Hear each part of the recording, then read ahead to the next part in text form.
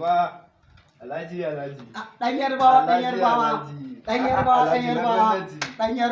Alhaji, sai ka ce ba mu yi wasa tare da kai ba. To, Alhaji, mu yi wasan kasa fa. to. Tare da kai kuma. Dan Yarbawa kai nice ma ka taho mu yi jam'iyya ta adalci, jam'iyya ta gari.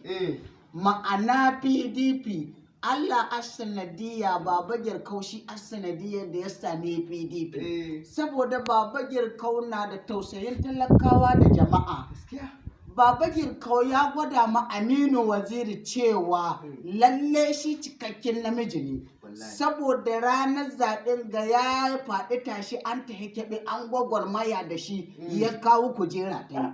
Saboda haka Baba Girkau na ji ciwon da ya sa an ka ji sai da kujera ta. Baba Girkau ba komishina ya cancanta da shi ba Aminu Waziri. In Allah ya so muna jiran in 2023 ya yi Baba Girkau Aminu Waziri ya yi sama ya yi firisdan nan jihar Sokoto Aminu Waziri ya yi mun in Baba Girkau ya yi muna ya zama muna gwamna.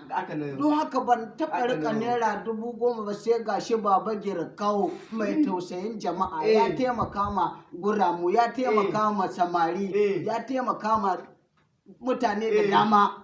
Don haka Baba Girkau ya ban kuɗi ne aure ne gida.